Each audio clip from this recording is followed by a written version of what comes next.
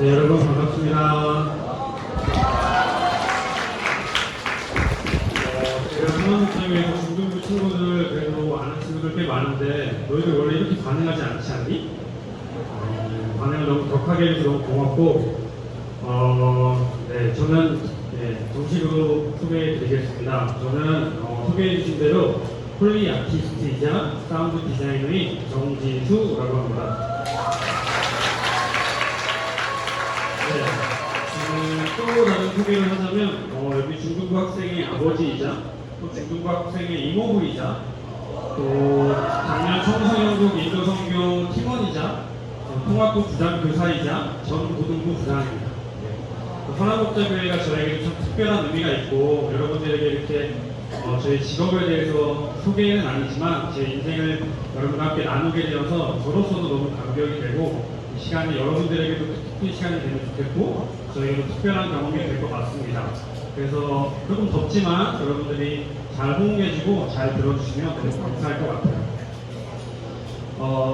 제가 여기서 이렇게 이야기를 나눌 수 있게 된 건 아무래도 제 직업 때문에 나오게 된 것 같은데 저는 세상에서 사람들 만날 때, 사회에서 만날 때 계속해서 안녕하십니까, 저는 폴리 아티스트 정지수입니다 라고 소개를 합니다.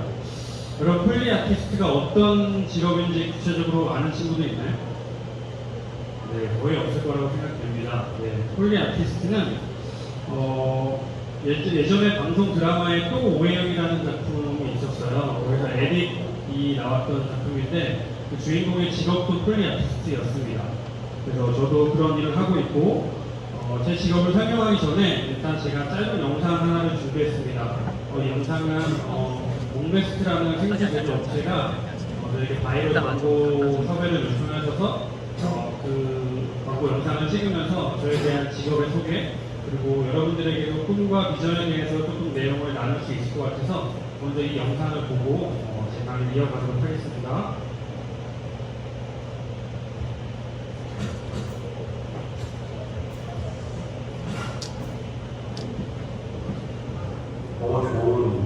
더 나은 관객들이 원하는 영화 사운드에 대한 완벽한 개념은 계속해서 바뀌는 것 같아요. 그런 것들을 찾는 거에 있어서 제가 연구해야 될 것은 영상에서 나오는 감정에 맞는 그런 소리들을 찾는 겁니다. 저만의 방법으로 여러 가지 소리를 만들고 있는 폴리 아티스트 정지수라고 합니다.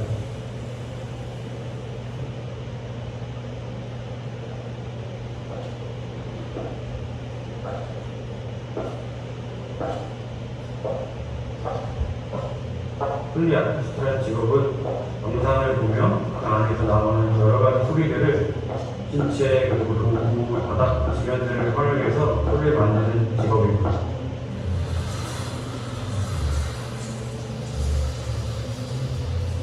영상에서 보여지는 소리가 정말 현장에서 녹음한 것 같은 행동감? 아까 녹음한 것 중에 센 거 있잖아요. 그거 하는 거랑 같이 합니다. 이 소리가 현장에서는 전혀 녹음될 수 없는 소리지만 정말 현장에서 녹음된 것 같은 소리를 만들어내는 게 저의 철학이고 그렇게 하기 위해서는 사운드 또 머리감, 리듬감이라든지 이런 것도 다 맞아야 되기 때문에 사실 작업이 만만치 않지만 최대한 현장에서 소리가 정말 난 것처럼 그렇게 만들려고 하고 있습니다.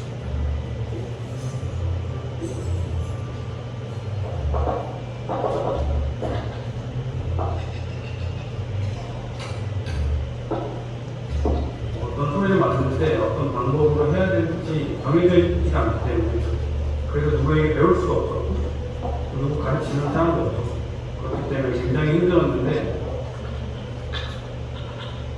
그런 환경에서도 제가 유일하게 어떤 이 일을 계속 해내갈 수 있었던 것은 한 편의 영화를 마치고 크레딧에서 폴리 아티스트 정지수라는 이름을 봤을 때 혹시 그거 하나로 좋겠던 것 같아요. 첫 영화의 크레딧을 보고 내가 이거 하나를 내지 라는 생각을 했었던 것 같아요.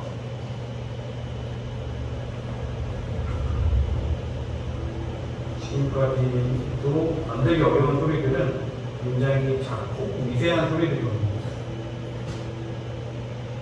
그런 어떤 미세하고 작은 소리들을 만들어내는 게 지금도 너무 어렵고 그런 어려움들 때문에 계속해서 이 직업을 지금까지 좀 하고 있는 게 아닌가 그런 생각도 드네요.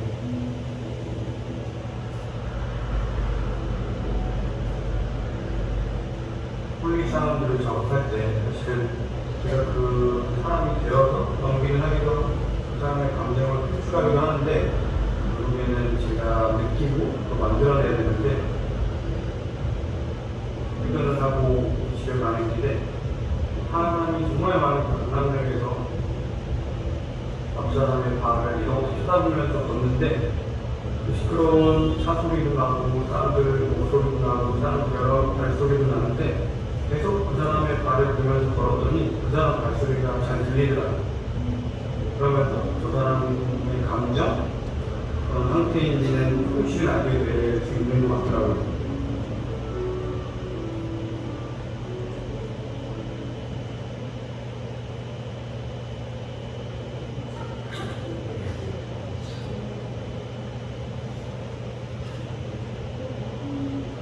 저 소리에 집중할 수 있게 된 것, 저 소리를 구분해낼 수 있게 된 것, 이런 것들을 내가 키웠기 때문에 영화 사운드 함량에 있어서도 얼굴 지금 들어가 있는 거 아니에요? 소리 사운드가 드러나야 할 때 어떻게 소리를 녹음하고 어떻게 소리를 만들어야 될지 이런 것들을 조금씩 알게 된 것 같아요.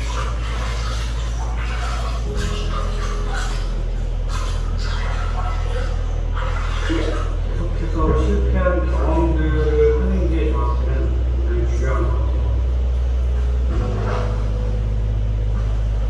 경험을 하다 보면은 언젠가는 딱 저만의 방법이 찾아지더라고요. 그런 실패를 통한 경험에 의해서 나만의 방법을 찾는 게 아닌가.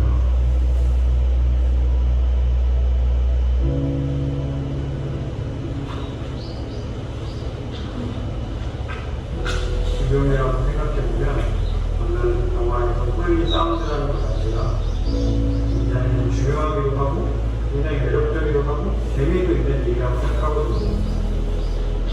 그래서 꿈은 많은 사람들이 이 폴리 사운드에서 좀 알게 되는 것 그리고 제가 아이디어를 낼 수 있을 때까지 실력이 다를 때까지 계속해서 폴리 아티스트로서 영화나 드라마에 좋은 소리를 만들어낼 것입니다.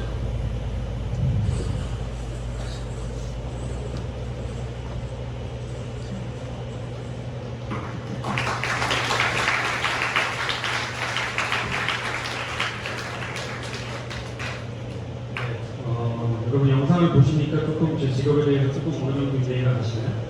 네. 폴리 아티스트라는 직업을 설명하기에 앞서서 영화 사운드에 대한 이해를 조금 드리면 좋을 것 같아요. 영화를 만드는 여러 가지 방법들이 있지만 영화 사운드에는 5가지 요소가 있습니다. 음악, 대사, 공간, 그리고 공간음, 그리고 사운드 이펙트, 그다음에 폴리라는 파트가 있습니다. 대사는 여러분이 잘 아는 대로 배우들의 연기를 하는 그 대사의 톤을 깔끔하게 정리하는 작업이고 앰비언스라고 하는 공간음은 보여지는 장소에 맞는 공간을 나타내는 소리들이고 숲속에 가면 바람 소리와 나뭇가지 흔들리는 소리들이 들리고 새소리가 들리고 도시의 한가운데 있으면 자동차 경적 소리나 자동차 바퀴 소리, 사람들이 떠드는 소리 이런 소리들을 듣는 파트가 바로 공간음입니다. 그 사운드 이펙트는 여러분이 흔히 아는 자동차 길이 부딪힌다거나 폭발음이 난다거나 총을 쏜다거나 사람을 때린다거나 이런 효과음을 사운드 이펙트라고 합니다. 음악 파트는 저희와 구분되어서 따로 음악팀이 있어서 음악을 따로 작곡을 해서 넣는 팀이 따로 있고요.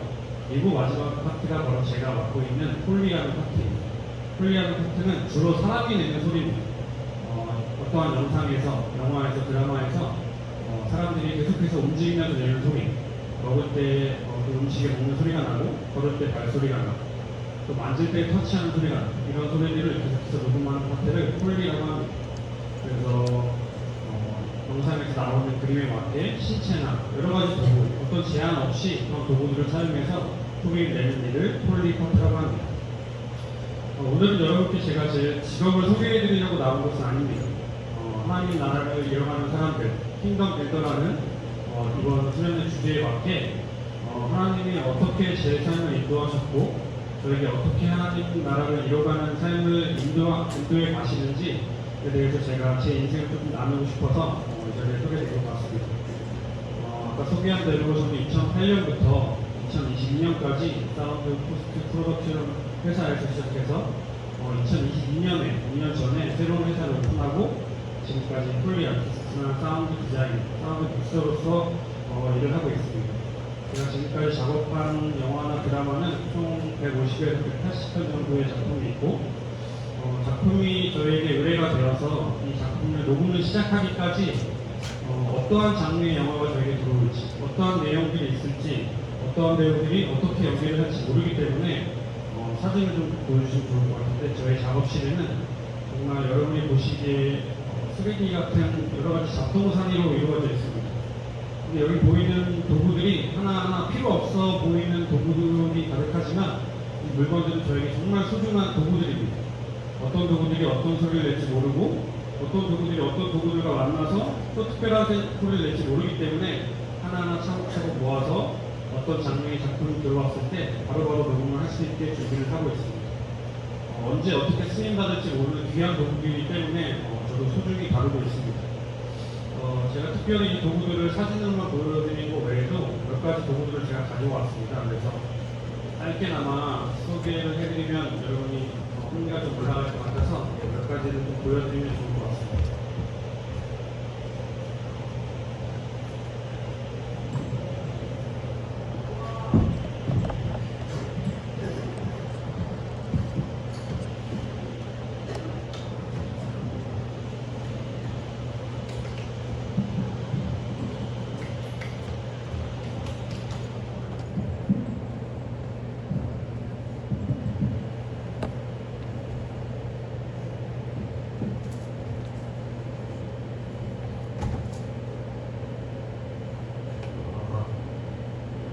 키워주시면 좋을 것 같아요. 네, 먼저는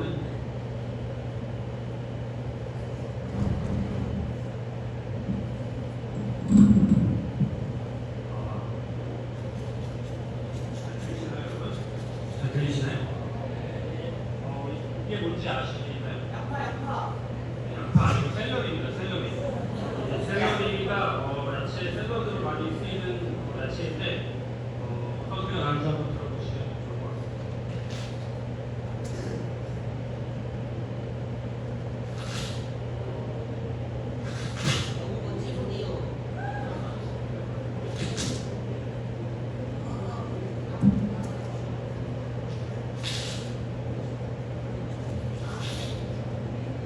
어떤 소리가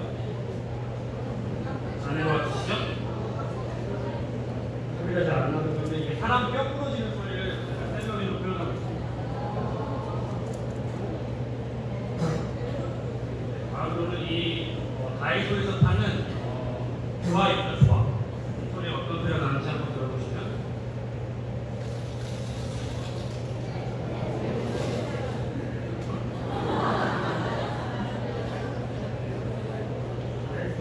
새소리, 새가 날아가는 소리를 조합으로 표현하고 있습니다.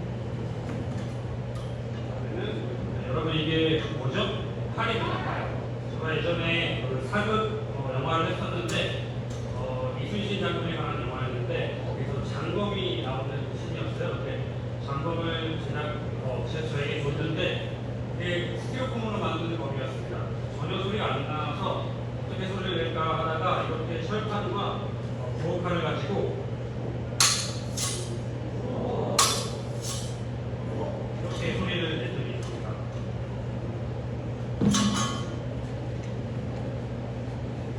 이거는 소리를 내기보다는 보여드리려고 갖고 왔는데 이게 뭔지 아십니까? 돈 뭉치입니다. 돈 뭉치. 돈 뭉치를 저희는 종이로 만들어서 돈 뭉치 소리를 낼 겁니다. 그리고 이건 뭔지 아세요? 이게 소금으로 만든 마약 뭉치 이런 것들 만들어서 저희가 소리를 내고 있습니다.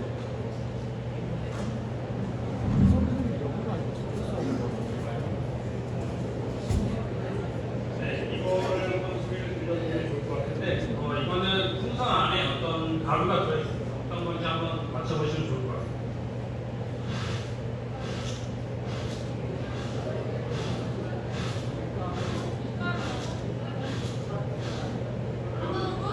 맞추는 게 아니고 소리를 맞춰야 됩니다. 어떤 소리 하는 거 같으세요? 공부하는 소리입니다. 이 전문가로 감자 전문가로 이런 공부하는 소리를 내고 있습니다.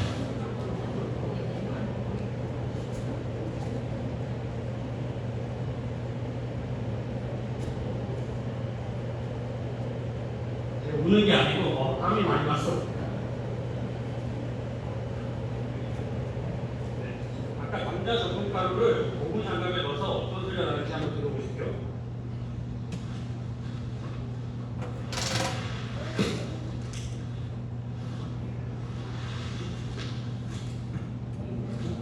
어떤 소리인지 아시겠어요? 팔 시위를 당기는 소리. 팔 시위를 당기는 소리를 하고 팔개 소리는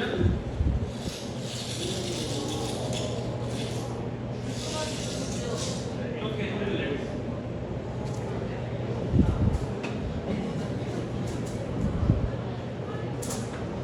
네, 마지막으로 제가 바구니와 쌀을 준비했습니다.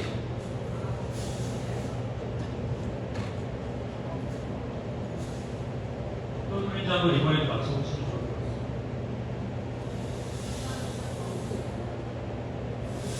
것 같습니다.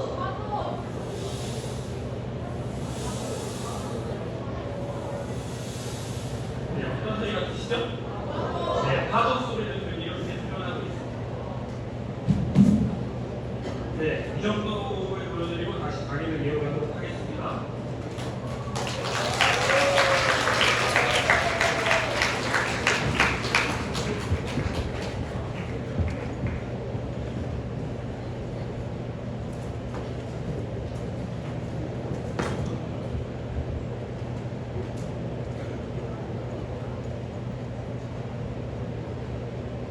네, 몇 가지 소리를 준비해왔는데 생각보다 자연스럽지 않아서 죄송합니다.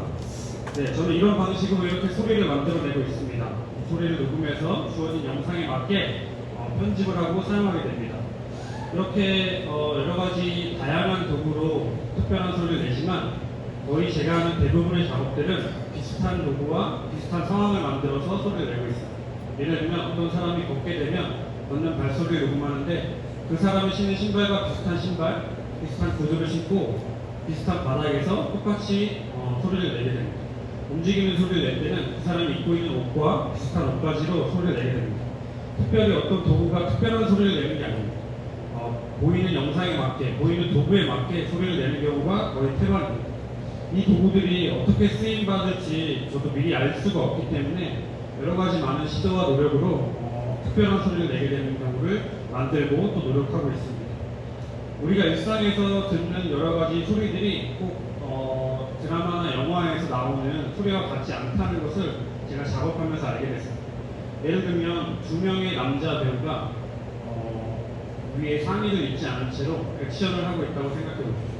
두 사람이 주먹을 날리고 펀치를 날리는데 실제로는 상의를 벗고 두 사람이 싸우게 되면 맨살을 때리는 소리 외에는 전혀 소리가 나지 않습니다. 주먹을 휘두른다고 바람 소리가 나거나 살을 때린다고 우리가 영화에서 듣는 그 효과음이 나지 않습니다.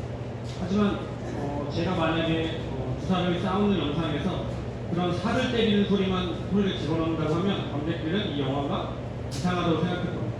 그렇기 때문에 현실에서 나는 소리와 영화의 리얼리티, 영화 속에서 나는 소리를 구분지어지는 것, 그게 제가 하고 있는 일이기도 합니다. 한 번은 제가 사진 영화에서 어떤 한 주인공이 대변을 보는 씬이 나왔습니다. 화면에는 얼굴만 나와 있고 그 배우가 대변을 보는 그 얼굴로서 표정을 연기했는데 감독님은 이 소리가 굉장히 디테일하게 났으면 좋겠다라고 말씀해 주셨습니다. 근데 이 소리는 사실 대한민국에 걸어다니는 모든 사람들은 다 알고 있는 소리잖아요. 그래서 이 소리를 어떻게 할까 참 많이 연구를 하고 여러 가지 시도를 했는데 그래서 화장실에 가서 마이크를 설치해 놓고 제가 대면을 보면서 녹음을 할까? 그렇게도 생각을 했지만 제 직업이 폴리 아티스트이지 않습니까? 네. 아티스트로서 도저히 용납할 수 없는 소리였기 때문에 여러 가지 물건으로 시도를 하다가 결국에는 좀 디테일하게 말씀을 드려서 죄송한데 몸에서 그것이 나오는 소리는 점토 차량으로 표현을 하고, 그것이 나와서 바닥에 떨어지는 소리는 바나나와 식빵, 헤어젤, 케찹으로 소리를 낸 적이 있습니다. 그 소리를 만들어냈는데 정말 제가 실제로 화장실에서 들었던 소리보다 더 리얼하게 나서 감독님이 굉장히 좋아하셨고, 그 소리는, 그 녹음된 소리는 제가 아직도 소중히 간직하고 필요할 때마다 꺼내서 듣고 있습니다. 또 한 번은 이런 경우도 있었습니다. 공포 영화를 작업하는데 어떤 귀신의 씬 여자아이가 어두운 방 안에서 침대에 앉아서 뒷모습으로 살아있는 생쥐를 뜯어먹는 씬이었습니다. 근데 화면이 너무 어두웠고 감독님의 연출은 살아있는 쥐를 뜯어먹는 거라고 했지만 딱히 보이지 않았고 특별히 감정적으로 느껴야 될 부분은 그냥 무서움밖에 없다고 생각했기 때문에 저는 소리를 그냥 자연스럽게 덜 무섭고 덜 자극적인 소리를 넣었습니다. 그런데 감독님이 역시나 좋아하지 않으셨고 결국 수정 요청이 들어오셔서 제가 여러 가지 또 음식을 가지고 여러 가지를 씹어 먹으면서 소리를 냈었습니다. 근데 감독님께서는 이 특별히 생쥐를 뜯을 때 생살과 그다음에 뼈가 같이 씹히는 소리를 원하셨습니다. 저는 한 번도 생에 태어나서 살아있는 쥐를 먹거나 살아있는 동물을 먹어본 적이 없습니다. 그것도 뼈와 함께 먹어본 적이 없는데 그런 소리를 요청을 하셨기 때문에 저는 계속해서 이 뼈에 대한 소리는 온갖 종류의 콩을 다 씹어 먹어보고 생살은 오징어부터 건조과일 여러 가지를 정말 씹어 먹으면서 소리를 만들었지만 여전히 감독님은 마음에 들어하시지 않았습니다. 그래서 결국에는 시도한 것이 족발을 시켜서 족발의 껍질과 살코기와 뼈를 같이 씹어서 살아있는 쥐를 뜯어먹는 소리를 낸 적이 있습니다. 이렇게 상상할 수 없었던 물건들로 여러 가지 소리를 내는 거에 있어서 많은 시도와 노력이 필요했고 지금도 그 작업을 하면서도 굉장히 어려움이 있습니다. 어떻게 그 소리를 낼 수 있을까? 제가 구할 수 있는 물건이라면 바로바로 구해서 소리를 낼 수 있겠지만 그렇지 않은 경우에 살아있는 쥐를 여러분 드셔본 적 있나요? 그런 경우에는 정말 저도 어쩔 수 없이 대체물품을 찾아서 그렇게 소리를 내고 있습니다. 저는 수년에 걸쳐서 일을 해오면서 참 다양한 경험을 하고 여러 명의 인생을 살아보기도 했습니다. 때로는 티 없이 맑은 어린아이가 되었다가 또는 남자이지만 여자가 되기도 하고 또 때로는 저는 담배와 술을 하지 않지만 담배를 맛깔나게 피고 술을 맛있게 마시는 양아치가 되기도 하고 또는 엄청난 무술 실력을 지닌 형사가 되기도 하고 범죄자가 되기도 하고 마약사범이 되기도 하고 그리고 평범한 삶을 살면서 한 사람을 사랑하는 연인이 되기도 했습니다. 그런 면에서 저는 다른 한편으로 연기를 하고 있는 연기자라고 생각을 하고 있습니다. 영화나 드라마 속 캐릭터 인물을 완벽하게 이해해야 하기 때문에 그 인물을 계속해서 연구하고 한편의 영화 스토리 그리고 전체 여러 편의 드라마 내용을 완전히 이해하고 외워야 했습니다. 그래야 그 상황별로 그 시점별로 맞는 소리를 감정을 드러내서 소리를 표현할 수 있었습니다. 그래서 계속해서 연기를 연습했고 계속해서 미리 받은 대본을 가지고 대본을 외우고 그 작품의 스토리를 계속해서 이해하려고 노력했습니다. 그렇게 여러 가지 방면으로 노력하면서 좋은 소리, 영상에 딱 맞는 적절한 소리를 만들려고 계속 노력해 왔습니다. 제가 이렇게 폴리 아티스트라는 직업을 통해서 또는 여러 가지 소리를 연구하고 만들면서 다양한 영화 속 인물의 인생을 살아볼 수 있게 된 것이 정말 저에게는 특별하고도 엄청난 하나님의 선물이라고 생각합니다. 왜 그러냐면 이제부터 저의 인생을 살짝 들려드리겠습니다. 저는 어렸을 때 저희 아버님은 군인이셨습니다. 직업 군인이셨고 어머니는 가정주부셨는데 저보다 3살 많은 형님이 계시고 저는 막내로 태어났습니다. 아버지가 군인이시기 때문에 지금도 그럴지 모르겠지만 엄청 많은 전학을 다녔습니다. 아버님의 근무지가 계속해서 변화됐기 때문에 계속해서 많은 이사를 했고 심지어 저희 형님은 계속 옮겨 다니는 그 근무지 때문에 저희 어머님이 혼자 계시다가 저희 형님을 임신하셨는데 병원에 제대로 갈 수 없는 산속에 계셨기 때문에 어머님 홀로 집에서 할머니와 같이 저희 형을 마셨습니다. 그 정도로 계속해서 이사가 다니는 것 때문에 너무나 힘들었었고 형님과 저는 계속해서 학교를 전학했기 때문에 너무나 어려움이 있었습니다. 고등학교까지 총 21번의 전학을 저희 형님을 하셨고 저는 초등학교 졸업 때까지 8번의 전학을 했습니다. 그렇게 초등학교를 졸업하고 중학교를 진학했는데 저의 성격이 어땠을까요? 제 성격은 극소심의 겨울정치였습니다. 초등학교 때 혹은 중학교 때 친구들이 저의 이런 모습을 본다면 굉장히 깜짝 놀랄 정도로 사람들과 눈 마주치는 게 너무 어려웠고 특히 이성 친구와의 대화가 거의 불가능했었습니다. 근데 그런 점에서 저는 제가 힘든 것이 아니라 상대방이 힘들어했습니다. 저는 사람의 눈치를 보기에 눈치만 보게 되었고 어떤 사람과 눈을 마주치고 이야기한다는 것이 거의 불가능했었습니다. 상대방들이 오히려 저와 이야기하는 것을 굉장히 꺼려했고 오히려 불편해하고 아무튼 그런 성격의 조용한 학생이었습니다. 그래서 교회는 열심히 나갔습니다. 교회 나가는 것, 주일 성수하는 것은 빠짐없이 그래서 예배의 사모함이나 기쁨보다는 그냥 엄마에게 혼나고 싶지 않아서 교회를 나갔습니다. 그리고 매일 기도도 했습니다. 하나님, 저는 너무 소심하고 너무 이 풍경한 이 삶이 너무 싫습니다. 저에게 좀 멋지고 특별한 인생을 좀 허락해 주시면 좋겠습니다. 이렇게 기도를 했습니다. 주일 예배나 수련회, 교회 활동들이 재미없거나 적응을 못하거나 그렇게 살진 않았는데 살아계신 예수님을 인격적으로 만난다거나 특별한 구원의 확신이 있거나 믿음을 느껴본 적이 없었던 것 같습니다. 그래서 교회는 제가 원할 때 원하는 기도를 할 수 있는 장소, 원하는 것을 들어주시는 예수님이 계신 곳이라고만 인식을 했었습니다. 그렇기에 저희 부모님은 저에 대해서 엄청 걱정을 많이 하셨고 얘가 커서 뭐가 될까, 얘가 커서 제대로 덕벌이나 할 수 있을까 이런 걱정을 굉장히 많이 하셨던 것 같습니다. 한 번 이런 일이 있었습니다. 저희 아버님이 한 부대의 대대에서 대대장으로 일하고 계셨는데 그 대대장의 여러 대대를 관할하시는 사단장님께서 저희 집에 방문하셔서 식사를 하시게 됐습니다. 근데 하필 그날 제가 학교 생활을 정말 조용하고 평범하게 하던 제가 학교에서 어느 친구와 다툼이 생겼고 그냥 그 친구와 주먹다짐을 했습니다.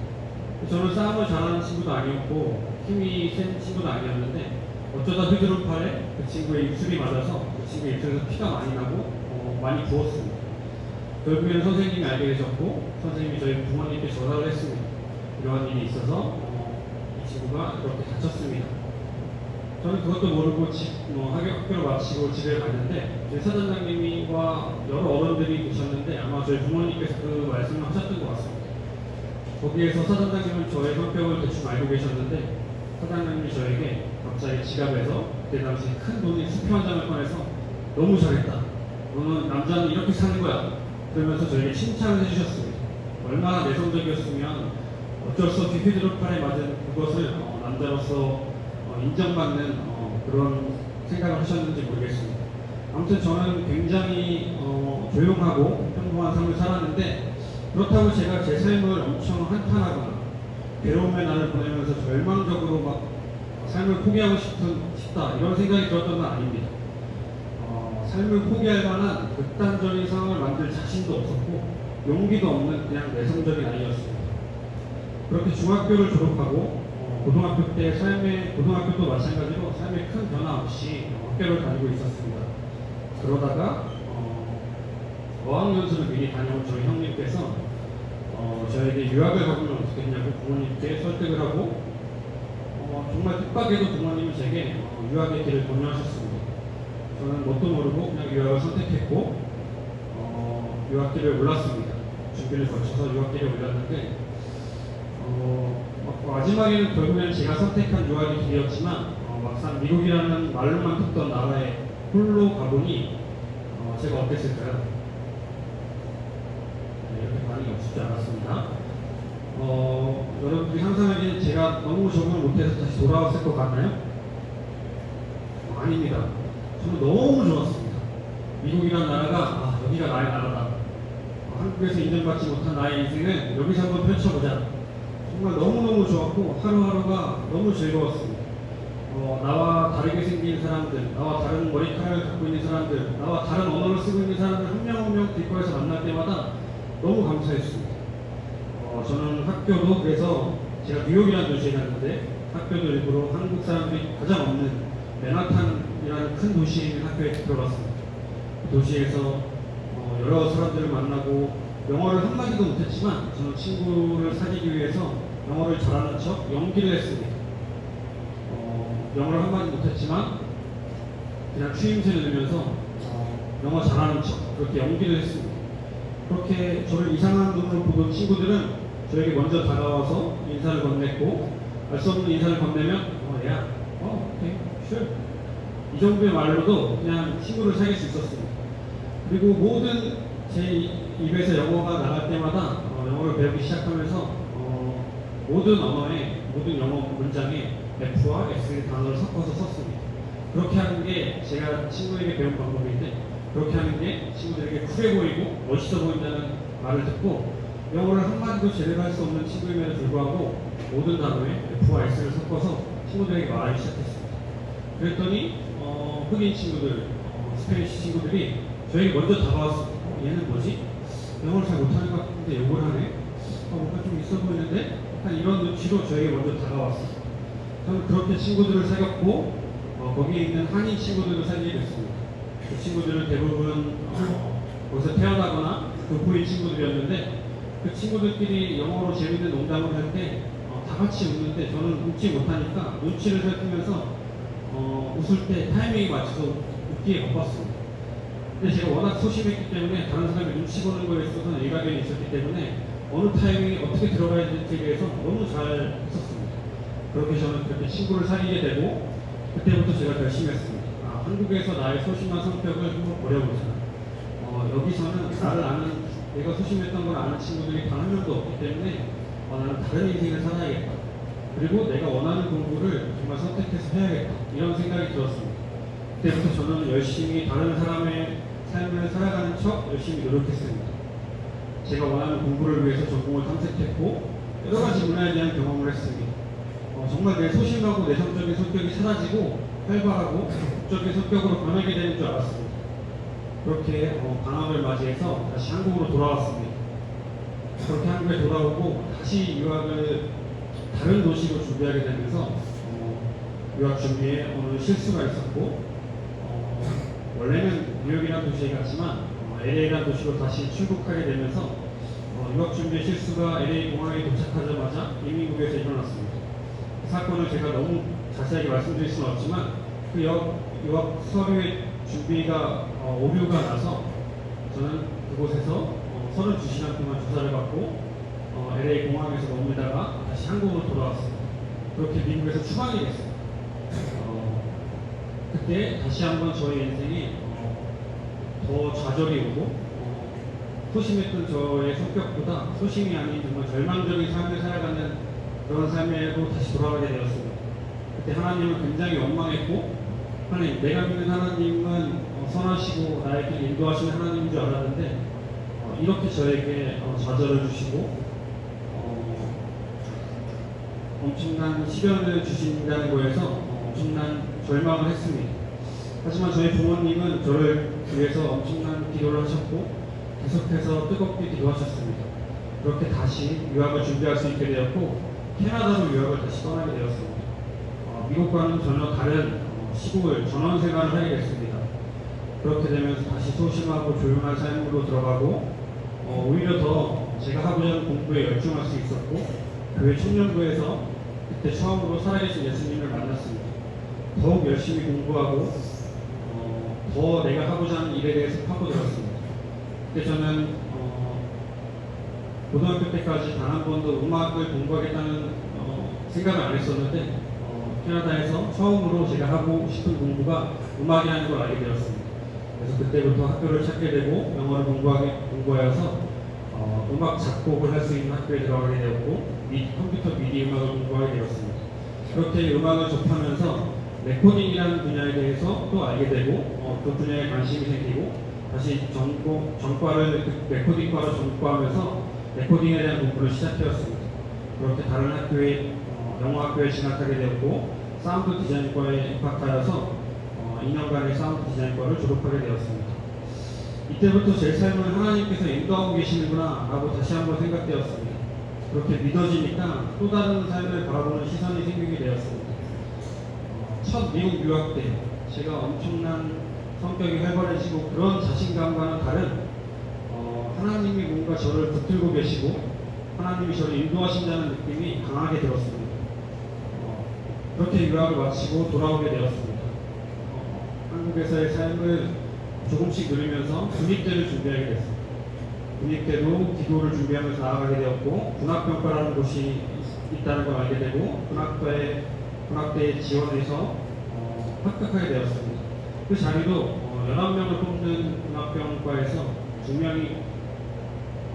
2명을 뽑는 군악대에서 11명이 지원을 하게 되었습니다. 기도로 열심히 준비해서 지원했고 그 2명 중에 한 명으로 합격이 되었습니다. 근데 그 2명이 또 서울과 대전으로 나뉘게 되었는데 저는 특별하게도 하나님의 인도하심으로 서울에서 근무하게 되었습니다. 계속해서 저의 삶을 하나님이 이끌어 가시고 적절한 타이밍에 적절한 곳에 저를 자기의 논다는 것을 알게 되었습니다. 그렇게 2년간의 군 생활은 쉽지 않았지만 마치게 되었고 힘들 때마다 기도하는 버릇이 생기게 되었습니다. 주님을 의지하는 것에 대해서 조금씩 알게 되고 일병 때부터는 군악대 내에 군종병으로 섬기게 되었습니다. 군 제대 3개월 전부터 취업 준비를 시작했습니다. 제가 전공한 사운드 디자인에 관련된 스튜디오를 여러 곳을 찾아서 직접 방문하고 구직을 하게 되었습니다. 하고자 하는 일이 명확했기 때문에 각종 스튜디오와 또 지인들을 열심히 연락드려서 결국에는 캐나다 학교 선배를 통해서 군 제대 후 곧바로 취직을 할 수 있게 되었습니다. 그렇게 한치의 오차도 없이 하나님이 이끄시는 것을 계속해서 경험하고 있었습니다. 제가 원하던 영화 스튜디오에서 생애 첫 직장 생활을 시작하고 매 작품마다 방법을 몰라서 학교에서 배운 것과는 다르고 또 그 일을 알려주는 사수도 없었습니다. 그렇게 엄청 어려운 일이었지만 어려움보다는 기쁨이 더 많았습니다. 제가 원하던 공부를 하고 원하던 직장에 들어가서 일을 할 수 있게 된 게 저에게 엄청난 큰 축복으로 다가왔습니다. 그렇게 직장 생활을 하면서 결혼도 하게 되었습니다. 또 아이도 생기게 되었습니다. 선한목자교회를 나오게 되고 선한목자교회에서 계속해서 행복과 기쁨의 공동체를 이어주셨습니다. 또한 세상 일을 하면서도 세상 문화를 만들어간다는 자부심이 생겼습니다. 영화나 드라마가 굉장히 자극적이고 선정적인 내용들이 많았지만 이것은 나의 일이다. 하나님께서 맡겨주신 나의 일이기 때문에 이런 것들도 다 내가 이겨내서 해야겠다라는 생각을 하게 되었습니다. 나의 영적인 삶과는 전혀 관계가 없다고 생각을 했었습니다. 일을 하면서 체력적으로 밤을 계속 새고 그리고 많은 회식 문화 그리고 다양한 여러 사람들과의 교제를 통해서 점점 더 관계에 어려움이 생기기 시작했습니다. 또한 창의적이지 않은 내가 매번 연구하고 매번 노력해서 창작물을 만들어내야 한다는 그런 부담이 계속해서 쌓이기 시작했습니다. 그래도 계속 나 자신의 커리어와 경험을 쌓는다는 막연한 자부심으로 버텨왔던 것 같습니다.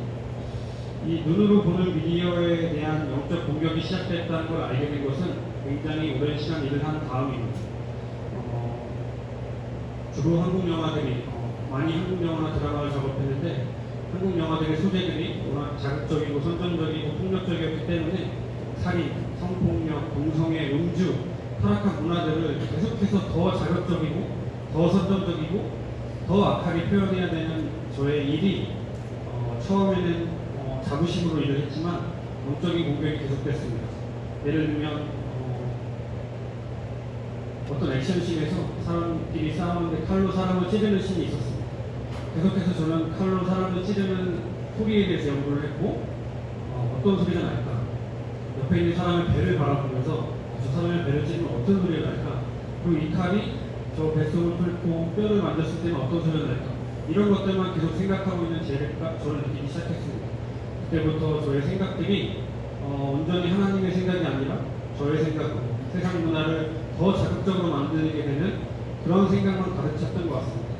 그런 생각들은 계속해서 저의 삶에서 표현이 됐고 힘들어하고 어려워지는 상황들이 계속 많아지게 되었습니다. 그런 어려움들이 계속해서 쌓이다 보니까 많은 부분에서 여러 가지가 막히게 되었고 아이디어를 생각해내기에도 좋은 소리를 연구해낼 노력도 하고 싶지가 않았고 작업이 잘 진행되지도 않았습니다. 그런 생각들에서 오는 결론은 하나님, 제가 어떻게 이런 일로 하나님께 영광을 돌릴 수 있죠?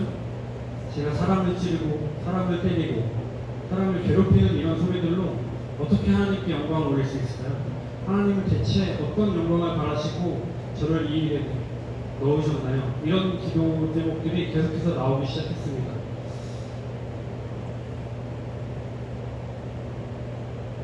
하나님이 저를 사랑하신다는 것은 분명히 느껴졌지만 대체 어떤 부분에서 하나님은 어떻게 저를 사랑하셔서 이 일을 맡겨주셨는지 도무지 알 수가 없었습니다.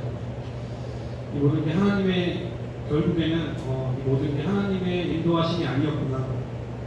이 일은 그냥 소심하고 눈치 보는 나의 소년의 인생이 너무 지겨워서 그냥 우연히 선택한 나의 탈출구였구나. 이런 생각이 들었습니다.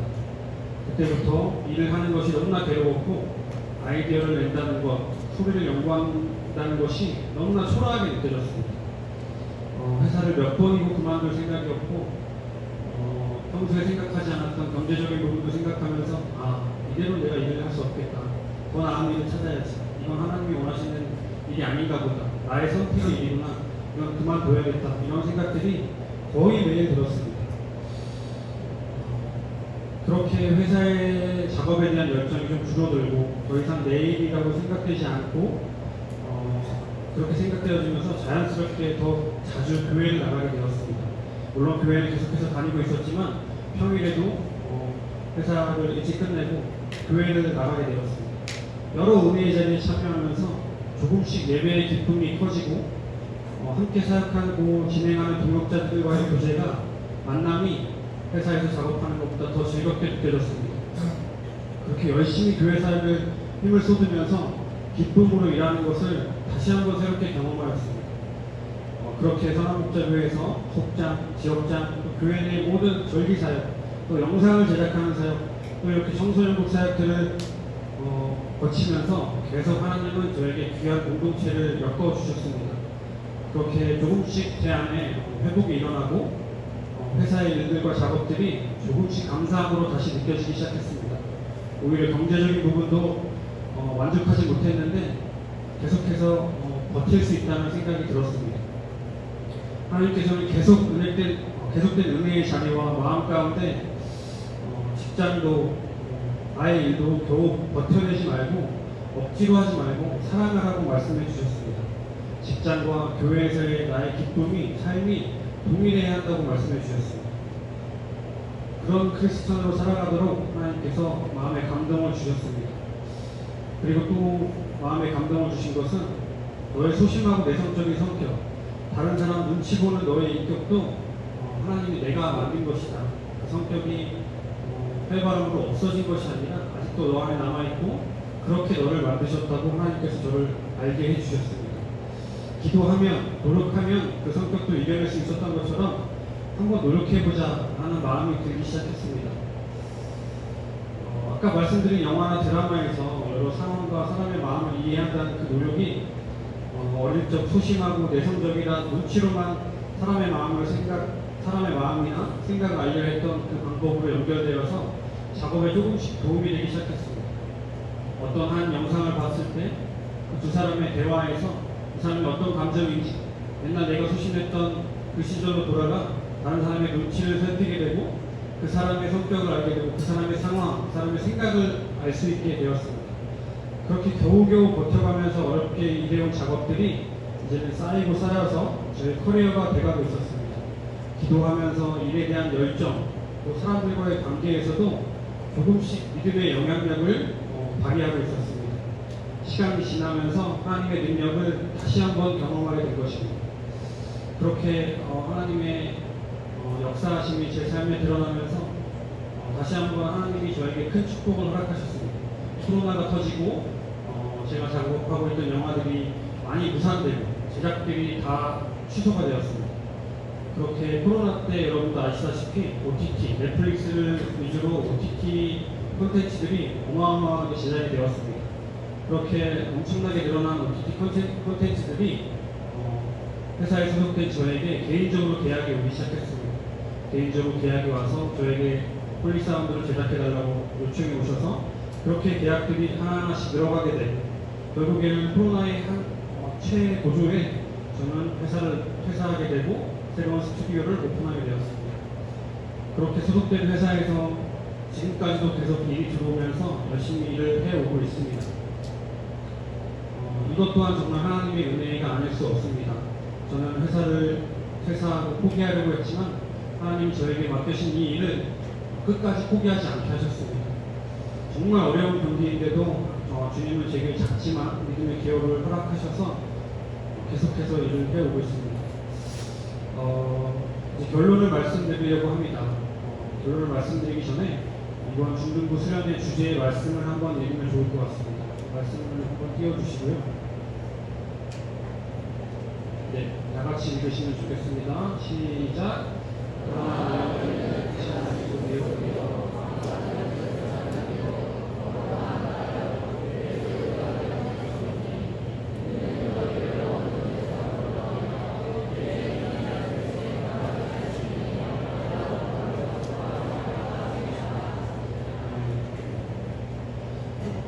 이번 강의 말씀을 준비하면서 굉장히 이 말씀이 저에게도 저의 인생을 돌아보며 이 말씀이 굉장히 큰 은혜가 되었습니다. 너무 소심하고 내성적이어서 혹은 평범함이 지긋지긋해서 정말 너무나 힘들었던 소년의 제가 그 평범함으로 실제로 경험조차 하지 못하는 여러 인생을 하루에도 수십 번씩 경험하며 살도록 주님은 제 인생을 디자인하셨습니다. 이제는 어떤 장르에 어떤 상황 속 작업 가운데 놓으실지 걱정은 전혀 되지 않고 오히려 기대감만 생깁니다. 저희가 영화 한 편의 작품을 하면서 보통 3회에서 4주의 시간이 듭니다. 하지만 하나님은, 주님은 저의 인생을 디자인하시기까지, 펼치시기까지 적지 않은 시간이 걸렸습니다. 만들어지는 시간은 아마 여러분들 사람마다 각기 다를 거라고 생각됩니다. 중요한 것은 우리를 만드신 하나님께서, 디자이너이신 하나님께서 우리의 인생을 어떻게 만드실지 기대하는 겁니다. 그걸 깨닫고 인정하는 순간부터 여러분 인생, 저의 각자의 영화가 시작되고 멋진 이야기가 펼쳐질 것입니다. 아까 제 작업실 사진을 잠깐 보여드렸는데 거기에 지저분한 쓰레기처럼 보이는 작동상의들이 하나하나 쓸모가 있었고 또 앞으로 쓸 때가 생길 겁니다. 어느 것 하나 필요 없어서 쉽게 버릴 수가 없습니다. 왜냐하면 어떤 이야기가 다가올지 모르기 때문입니다. 하나님에게 여러분 한 명 한 명은 정말 소중한 도구입니다.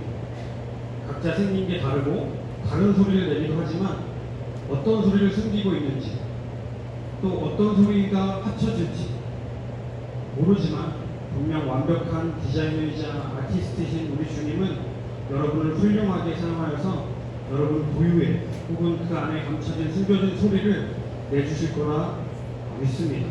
우리가 함께 그 사실을 믿고 기도했으면 좋겠습니다. 왜냐하면 우리는 이미 택하신 받은 족속이며 주님의 소유가 된 사람들이기 때문입니다. 이제는 세상의 가득한 어둠에서 여러분을 불러내어서 하나님의 특별한 빛 가운데로 여러분을 인도하실 것입니다. 오늘 주의 말씀처럼 여러분 인생을 믿고 여러분이 각자 인생에서 어떤 소리를 낼지 어떤 영화를 펼쳐질지 기대하는 마음으로 기도하는 마음으로 살아가셨으면 좋겠습니다. 저희 강의는 여기서 마치도록 하겠습니다.